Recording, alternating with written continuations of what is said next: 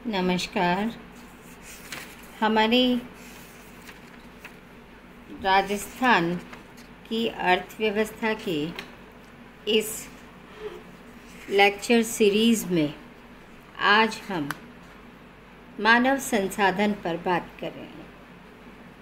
मानव संसाधन पर हम पिछले वीडियो में भी बात कर चुके हैं, जिसमें जनसंख्या पर हमारी बात हुई है। अब हम विशेष तौर पर जब जनसंख्या की बात कर रहे थे तो एक बात सामने आई थी कि राज्य में जनसंख्या बहुत तेज़ी से बढ़ी है। इतनी बड़ी जनसंख्या का विकास करना अपने आप में चुनौतीपूर्ण होता है।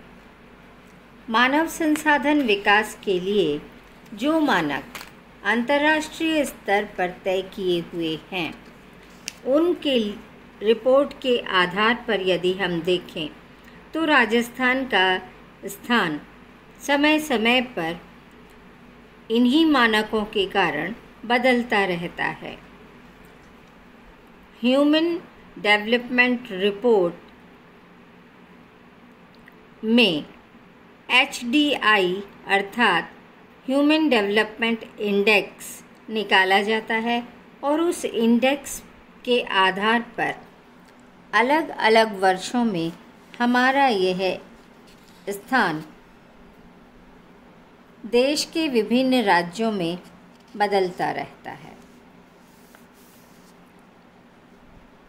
2007-08 में यह हमारा स्थान 17वां रहा। इसी तरह से इससे पहले हम कभी 15वें स्थान पर, कभी 12वें स्थान पर रहे। कुल मिलाकर हम 10 से 20 के बीच में आते रहते हैं। ऐसे कौन से कारण हैं कि हम मानवीय संसाधन विकास में इतने पीछे रहते हैं? विकास में इतने पीछे हैं, उसके कारण हम पहले ही डिस्कस कर चुके हैं। किंतु मानव संसाधन विकास के ऐसे कौन से कारक हैं जिनके कारण हम काफ़ी पीछे अपना स्थान बना पाते हैं? राजस्थान, जैसा कि आपको मालूम है, देश का सबसे बड़ा राज्य है और बहुत विषम परिस्थितियों में यहाँ की जनसंख्या अपना जीवन यापन करती है। अधिकांश जनसंख्या बहुत बड़े ऐसे क्षेत्र में रहती है जहाँ किसी न किसी प्रकार की समस्याएं आती रहती हैं। अब हम इस बात का अध्ययन करते हैं कि राज्य में मानवीय संसाधनों के विकास के कौन कौन से कारक हैं और इनमें किस प्रकार की दशाएं वर्तमान में हैं और किस प्रकार हम इनमें परिवर्तन करके राज्य के मानव संसाधन विकास को कर सकते हैं। मानव संसाधन विकास के जो सूचकांक हैं वे अंतर्राष्ट्रीय स्तर पर देखे जाएं तो शिक्षा, साक्षरता, चिकित्सा सुविधाएं, पोषण का स्तर इत्यादि होती हैं। सर्वप्रथम हम साक्षरता की बात करते हैं और जब हम साक्षरता की बात करें तो राजस्थान साक्षरता के मामले में बहुत पीछे है। यहाँ की साक्षरता दर मात्र 66.1% है और महिला साक्षरता दर 52.1% रही है। यही नहीं बल्कि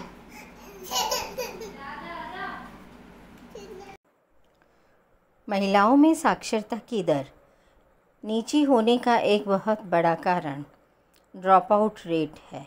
यदि हम नामांकन में स्कूल छोड़ने की क्रियाओं पर ध्यान दें तो पाएंगे कि स्कूल छोड़ने की क्रियाएं सामाजिक आर्थिक कारणों से प्रभावित होती हैं। परिवार जब गरीब होते हैं तो बच्चे परिवार की आमदनी में सहायता पहुंचाने के लिए प्रयास करते हैं और छोटी उम्र में काम करना आरंभ कर देते हैं। काफ़ी बच्चे अपने से छोटे बच्चों की देखभाल के लिए घर पर रोक लिए जाते हैं और ऐसे में माता पिता की रुचि उन्हें शिक्षा दिलाने में बहुत कम हो जाती है। साक्षरता की यह दर जब तक बढ़ाई नहीं जा सकती तब तक हम मानव संसाधन विकास के इस मानक में पिछड़े रह जाते हैं। दूसरे मानक जो हैं वे स्वास्थ्य और चिकित्सा से संबंधित हैं। दूसरा कारक स्वास्थ्य की दशाओं का है। यदि हम राज्य में महिला स्वास्थ्य की दशा का आकलन करें तो पाएंगे कि महिलाओं में न केवल साक्षरता का अभाव है बल्कि उनमें स्वास्थ्य भी की दशाएं भी ठीक नहीं हैं। मुख्य रूप से स्त्रियों के लिए प्रसव से पूर्व व बाद की देखरेख का अभाव पाया जाता है। गर्भवती स्त्रियों व प्रसव के बाद की अवधि में स्त्रियों के लिए पोषण का अभाव रहता है। बच्चे कुपोषण का शिकार रहते हैं और इस प्रकार उनके कुपोषण के कारण बच्चों के जन्म के बाद स्त्रियों की मृत्यु की बहुत बड़ी रेट हमारे पास में रिकॉर्ड होती है। अधिकांश परिवार कैलोरी व प्रोटीन की अपर्याप्तता के शिकार पाए जाते हैं। स्वास्थ्य की इस प्रकार की स्थिति से परिवार नियोजन पर प्रभाव पड़ना बिल्कुल स्वाभाविक है, क्योंकि बच्चों की जो मृत्यु की दर है, शिशु मृत्यु दर, इसके अधिक होने के कारण परिवार नियोजन को अपनाते हुए अधिकांश दंपति झिझकते हैं। साक्षरता व शिक्षा का प्रभाव स्वास्थ्य की दशाओं पर और साथ ही चिकित्सा सुविधाओं पर और परिवार नियोजन के लिए किए गए उपायों पर सीधा सीधा पड़ता है। हम चिकित्सा सेवाओं के आंकड़े यदि राजस्थान में देखें तो चिकित्सा सुविधाएं राज्य के आकार को देखते हुए बहुत कम हैं। राजस्थान में कुल अस्पतालों की संख्या 475 है और सामुदायिक स्वास्थ्य केंद्र 367 तथा प्राथमिक स्वास्थ्य केंद्रों की संख्या मात्र 1500 थी। इतनी बड़ी जनसंख्या और इतने बड़े राज्य को देखते हुए यह बहुत ही कम नेटवर्क है। हेल्थ नेटवर्क जब तक अच्छा नहीं होगा तब तक हम स्वास्थ्य की कल्पना भी नहीं कर सकते। अच्छे स्वास्थ्य के लिए अच्छी चिकित्सा सुविधाओं का होना भी अनिवार्य होता है। मुख्य रूप से ग्रामीण क्षेत्रों में चिकित्सा सुविधाओं के अभाव में बहुत सारे झोला छाप लोगों की कुकुरमुत्तों की तरह जन्म हो चुका है और ये लोगों के स्वास्थ्य के साथ खिलवाड़ करते हैं।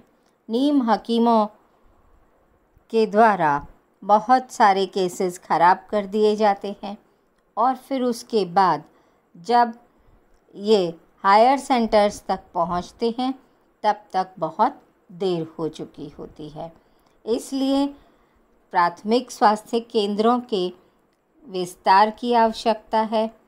सरकार को प्रत्येक पंचायत स्तर पर एक प्राथमिक स्वास्थ्य केंद्र को खोलना नितांत आवश्यक है। तब कहीं जाकर हम अच्छे स्वास्थ्य की कल्पना कर सकेंगे। तीसरा बहुत ही महत्वपूर्ण मानक है जो है पोषण। अगर हम पोषण को देखें तो भारत में करोड़ों बच्चे अपर्याप्त खुराक पर जीते हैं। राजस्थान की स्थिति तो और भी गंभीर है। राजस्थान में यदि हम पोषण की स्थिति देखें तो उम्र के अनुसार बच्चों के कम वज़न, कम कद पाए जाने की समस्याएं आम हैं। राज्य में लोगों की प्रति व्यक्ति आय बहुत कम होने के कारण पोषण का स्तर नीचा रहता है। राजस्थान में निर्धनता, महंगाई, सामाजिक पिछड़ापन, परिवार नियोजन का अभाव, ये सारे के सारे कारण कुपोषण के शिकार बच्चों का अधिक होने के लिए जिम्मेदार हैं।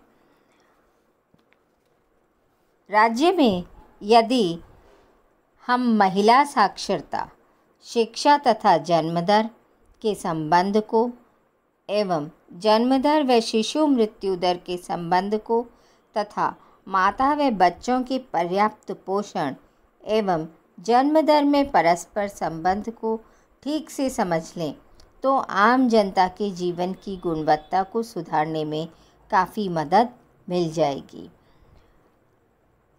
इस प्रकार से हम ये पाते हैं कि मूल कारण मानव संसाधन विकास का जो मूल कारक है वह